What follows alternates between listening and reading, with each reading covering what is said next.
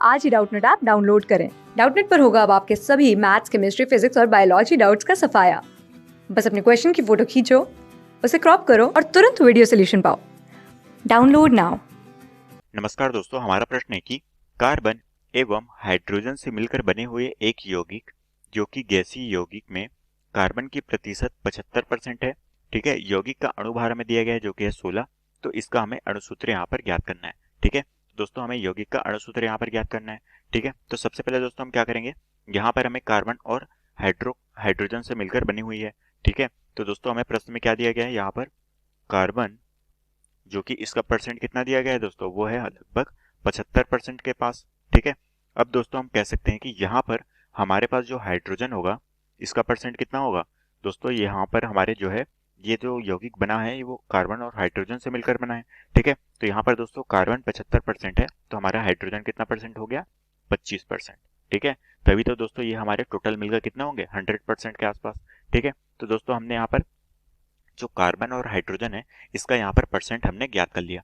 अब दोस्तों हमें यहाँ पर इसका अणुभार भी दिया गया है और साथ में हमें इसके परमाणु भार एक एक के अलग से दिए गए हैं। ठीक है, तो सबसे पहले दोस्तों हम यहाँ पर अपने जो सारणी बना लेते हैं और देखते हैं कि यहाँ पर मोलों की संख्या हमारे पास कितनी प्राप्त हो रही है। ठीक है, तो दोस्तों मैं यहाँ पर एक सारणी बना लेता हूँ जहाँ पर हम इसके मोलों की संख्या को ज्ञात करेंगे।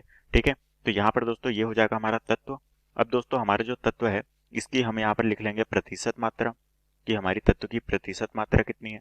ठीक है, उसके पश्चात दोस्तों हम क्या करेंगे, प्रतिशत मात्रा को परमाणु भार से डिवाइड करेंगे जिससे हमें क्या निकल जाएगी, यहाँ पर मोलों की संख्या निकल जाएगी। ठीक है, तो दोस्तों हमारे पास जो मोलों की संख्या यहाँ पर ज्ञात हो जाएगी तो हम कह सकते हैं कि ये होगी हमारी मोलों की संख्या। ठीक है, अब दोस्तों हमारे पास जो मोलों की संख्या होगी उसमें हम क्या करेंगे, न्यूनतम मोल की संख्या से भाग देंगे। ठीक है, न्यूनतम मोलों की संख्या से भाग देंगे जिससे हमें क्या पता चल जाएगा दोस्तों, यहाँ पर हमें एक संख्या पता चल जाएगी जिससे हमारा अणुसूत्र का निर्माण होगा। ठीक है, और दोस्तों यहाँ पर जो हमें संख्या पता चलेगी उसे हम पूर्ण संख्या में बदलेंगे। ठीक है, तो यहाँ पर होगी हमारी पूर्ण संख्या। तो अब दोस्तों मैं इसे पूरा कर लेता हूँ, हमारे जो बॉक्स बने हुए हैं उसको। यहाँ पर दोस्तों हमारी तत्व की श्रेणी आएगी। ठीक है, यहाँ पर दोस्तों हमारे जो परसेंटेज आएगा, यहाँ पर हमारे पास आएगा परसेंटेज और परमाणु भार का डिवाइड होगा। यहाँ पर दोस्तों हमारे पास जो है मोलों की संख्या ज्ञात हो जाएगी और ये होगी हमारी मोलों की संख्या और ये होगी हमारी पूर्ण संख्या। ठीक है, तो सबसे पहले दोस्तों हम एक एक करके यहाँ पर तत्वों के नाम लिख लेते हैं। सबसे पहला तत्व है दोस्तों हमारे पास जो है कार्बन। ठीक है, और दूसरा तत्व है हमारे पास हाइड्रोजन। तो इन दोनों से मिलकर हमारे यौगिक का निर्माण होगा। तो दोस्तों हमारे पास कार्बन का जो परसेंट है वो है 75% और हाइड्रोजन का है हमारे पास 25%। तो यहाँ पर दोस्तों हो जाएगा हमारा 75 डिवाइडेड बाई परमाणु भार हमें कितना दिया गया है, वो है 12। उसी तरह से यहाँ पर हो जाएगा हमारा 25 जो कि हाइड्रोजन का कितना दिया गया है, वो है 1।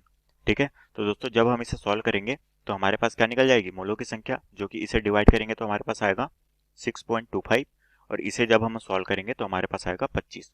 ठीक है, तो दोस्तों यहाँ पर हम कह सकते हैं कि ये हमारी क्या हो गई, न्यूनतम हो गई। तो अब हम दोस्तों जो हमारे पास है न्यूनतम उससे भाग देंगे। तो यहाँ पर हमारे पास 6.25 न्यूनतम, तो यहाँ पर हमारी वैल्यू आएगी 1।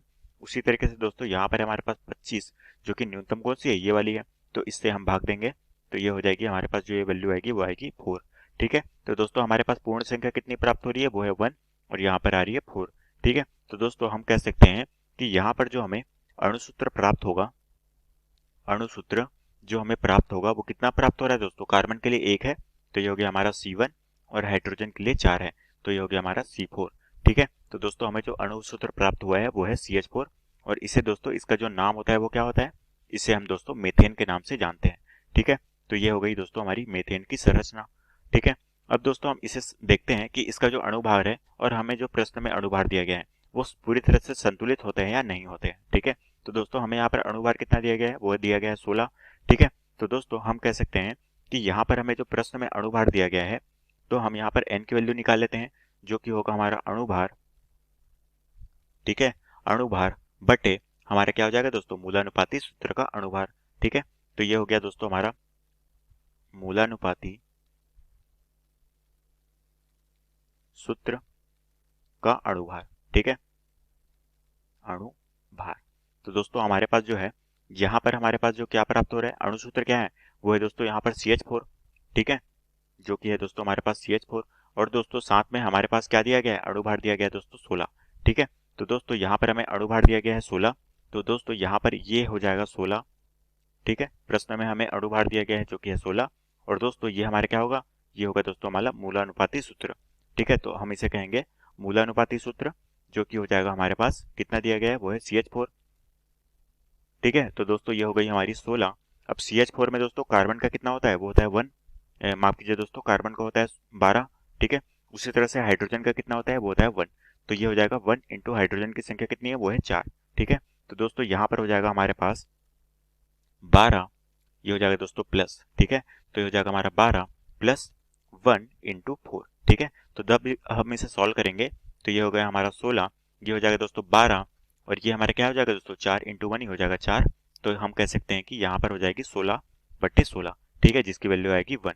तो हम कह सकते हैं कि हमारे पास जो n की वैल्यू आएगी 1। तो दोस्तों यहाँ पर हमारा जो सूत्र होगा, जो कि हमें यहाँ पर मूलानुपाती सूत्र प्राप्त होगा, वो क्या हो जाएगा दोस्तों, n के लिए 1 हो गया। तो हमारे पास जो क्या हो जाएगा, इसका सूत्र हो जाएगा हमारा, ये हो जाएगा CH4। ठीक है, तो हम कह सकते हैं कि ये हमारा जो है दोस्तों, इसका जो नाम होता है वो होता है मीथेन। और दोस्तों हमें यही प्रश्न में पूछा गया था कि हमें जो ये यौगिक दिए गए हैं परसेंट में, इसका जो है अणुसूत्र क्या होगा, तो इसका अणुसूत्र होगा दोस्तों, वो होगा मीथेन। ठीक है, और यही दोस्तों हमारे प्रश्न का उत्तर है। तो आशा करता हूँ दोस्तों आपको ये प्रश्न समझ आया होगा। धन्यवाद। क्लास 6 से 12 से लेके नीट, IIT, JEE मेंस और एडवांस के लेवल तक 10 मिलियन से ज्यादा स्टूडेंट्स का भरोसा। आज ही डाउनलोड करें डाउटनेट ऐप या व्हाट्सएप कीजिए अपने डाउट्स 8400 400 400 पर।